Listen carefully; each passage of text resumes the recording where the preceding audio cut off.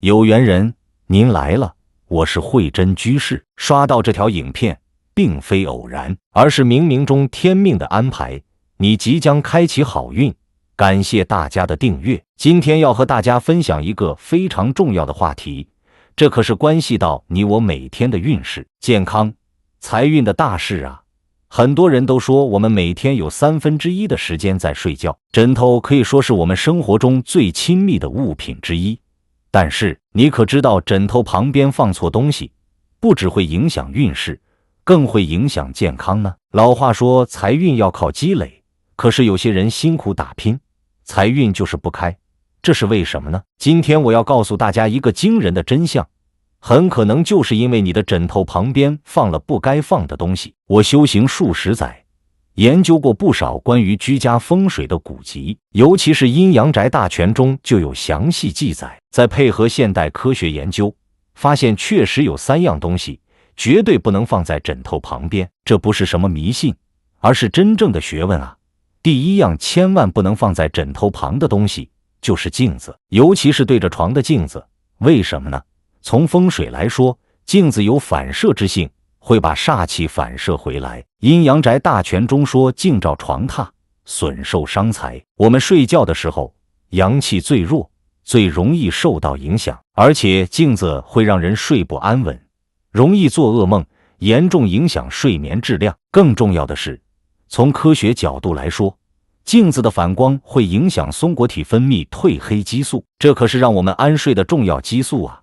所以啊，各位一定要把镜子收好，千万别放在床边。要是实在没办法，至少要用布把镜子遮起来。说到这里，我想起一个真实案例，有位施主找我看风水，说自己最近运势不佳，失眠严重。我去他家一看，可不得了，床头正对着一面大穿衣镜，而且镜子还有点歪斜，这可是大忌啊！我让他把镜子移走，没想到他第2天就打电话来说睡得特别香，连做梦都在数钱呢。各位有没有发现自己家里是不是也犯了这个风水大忌呢？赶紧检查一下吧。接下来我要说的第2样东西更是关系重大，可千万要注意了。不过在继续分享之前，我想问问大家，你们猜猜看，第2样不能放在枕头旁的东西是什么呢？待会儿我会告诉大家答案，而且还会分享一些让财运旺上加旺的风水布局秘诀，这些都是我几十年来钻研经典，结合实践经验总结出来的精华啊！各位，这些内容可都是真材实料，不是什么江湖术士的忽悠。我这辈子最讨厌那些招摇撞骗的假大师了。今天分享的每一个观点都是有据可循，经得起推敲的，希望大家能够认真思考，好好应用。好，让我们继续说第2样千万不能放在枕头旁边的东西。这个东西看起来很平常，但是危害可大了，就是手机呀！哎呀，慧真居士，现在谁不把手机放在床头充电啊？我知道很多人会这样想，但是我要告诉大家，这可是现代人运势不佳的重要原因之一啊！从道家角度来说，手机是现代科技产物，充满阳气和电磁波。《黄帝内经》讲阴平阳秘，精神乃至，意思是说阴阳平衡，人才会健康。我们睡觉时是阴气最重的时候，这时候被手机的强烈阳气干扰，会打破阴阳平衡。更重要的是，从佛家修行的角度来看，手机会影响我们的心性。心经云：心无挂碍。可是手机就像一个永远吵闹的钟，随时会响起提醒信息，让我们的心无法安宁。睡前玩手机更会让心神不宁，影响睡眠质量。我经常遇到求助的年轻施主，说自己运势不好，做事情总是不顺利。一问之下，原来都有睡前玩手机的习惯，有些人甚至整晚都把手机放在枕头旁边，这样怎么会有好运呢？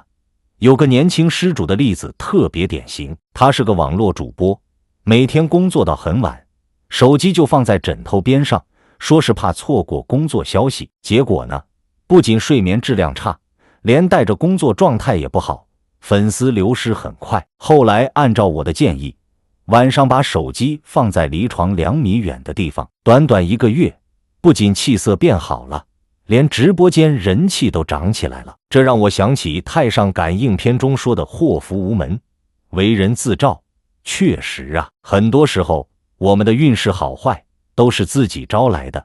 现在我要特别提醒大家一个养气妙方，睡前1小时就把手机收起来，放到其他房间去充电，这样不仅能改善睡眠，还能让运势好转。说到这里，可能有人会问，慧真居士，那闹钟怎么办？这个好解决，可以买个传统闹钟嘛。增广贤文有云，宁可食无肉，不可居无竹。我们现代人也该懂得取舍之道啊。还有一点特别重要，就是床头柜上最好也不要放充电器。阴阳宅大全中说，财位忌冲射，充电器的电流就是一种冲射，会影响财运。我知道现在很多年轻人喜欢追求便利，但是为了运势，这点不便还是值得的。讲到这里，我突然想起一个有趣的典故。从前有个大富商，他总是把手机放得远远的，人家问他为什么，他说，我要是随时能收到消息，那还用别人干什么？这话虽然是开玩笑，但也说明了一个道理，太过依赖手机反而会影响我们的财运。接下来要说的第3样不能放在枕头旁的东西，可能会让大家大吃一惊，就是钱包和现金啊。咦，慧真居士，这是什么道理？放钱包不是能招财吗？我知道很多人会这样想，但是这可是个大误区啊。易经有云，生生之谓易，意思是万物要不断流通才能生生不息，钱财也是如此。把钱包放在枕头旁，反而会让财气凝滞，无法流通。周易中说，才知道聚散有时，这个道理就是告诉我们，钱财要活水才能生财。而且从风水学来说，人睡觉时气场最弱，钱包里的信用卡、银行卡都带有强烈的金属性和电磁场，会影响我们的气场。六祖坛经说，本来无一物，我们睡觉时就该放空一切，让身心得到真正的休息。记得有位女施主，她特别迷信，总是把钱包放在枕头底下，说是可以睡在钱上面。结果呢，不仅失眠严重，连财运都每况愈下。后来我告诉他这个道理，他才恍然大悟，把钱包放到专门的位置，没想到很快就有贵人相助，做起了小生意。说到这里，我要特别强调一点，枕头旁边不放这3样东西只是基础，更重要的是要知道放什么东西才能招财。根据阴阳宅大全的记载，在床头柜上放一个紫水晶或者白水晶，可以聚集财气。为什么呢？因为水晶有凝聚能量的作用，特别是紫水晶更是象征富贵吉祥。但是要注意，水晶一定要定期在太阳下晒一晒，让它保持能量。还有一个招财小秘诀，就是在床头柜上放一个铜葫芦。庄子说，福祸相倚，葫芦的形状像个8，在风水中代表无限，能够帮助我们聚财。但是葫芦要选用纯铜的，因为铜在五行中属金，能够生财。有个商人的例子特别有意思，他按照我的建议，不仅把镜子、手机、钱包都搬离了床头，还在床头放了一个紫水晶和铜葫芦。3个月后，他的生意真的蒸蒸日上，还开了2家分店。他激动地告诉我，慧真居士，这些古人的智慧真是太厉害了。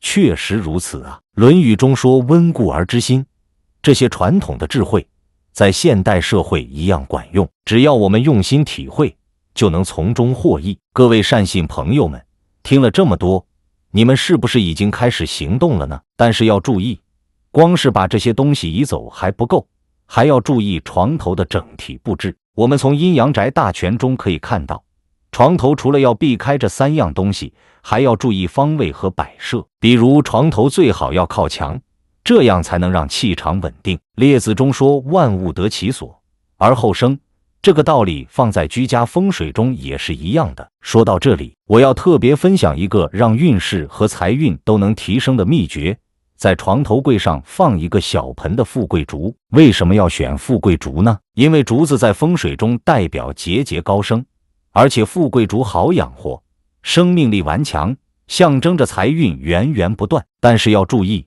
富贵竹不能太大，最好只放3到5只。孟子说物极必反，摆设也是一样，点到为止就好。而且富贵竹的水要经常换，保持清洁，这样才能聚集好的能量。我还遇到过一个特别有趣的案例，有位做服装生意的施主，生意一直不太好。我去他家看风水，发现床头不仅放了镜子，还放了钱包和手机，简直是犯了所有的大忌。更糟糕的是，床头柜上还堆满了杂物，让气场完全混乱。我帮他重新布置了床头，不仅把这3样东西都移走，还帮他放了紫水晶和富贵竹。你们猜怎么着？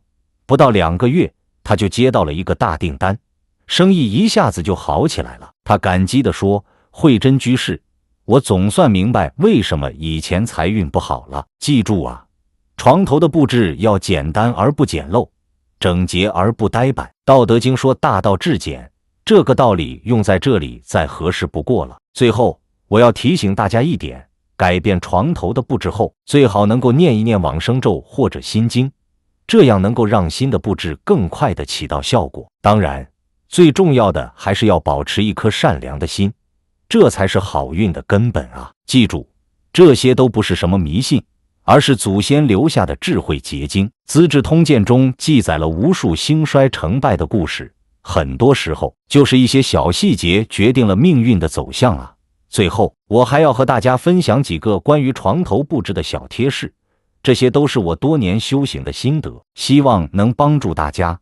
首先要说的是关于床头的方向，按照阴阳宅大全的说法，床头最好朝南或朝东，这样能够旺生气。南方属火，代表事业运；东方属木，代表健康运。如果实在没办法调整床的方向，也可以在床头放一个铜制五帝钱，来调节方位的气场。很多人问我，慧真居士，我的床头柜上还可以放些什么？除了之前说的紫水晶、铜葫芦和富贵竹，其实还可以放一个小型的玉石貔貅，但是要注意，貔貅一定要是真玉的，最好是用红绳串着，这样招财效果更好。说到这里，我想起另一个成功案例，有位做生意的施主，按照我的建议重新布置了床头，不仅把镜子、手机、钱包都移开，还放了貔貅和紫水晶，结果第2个月就谈成了一笔大生意。他特意来告诉我说，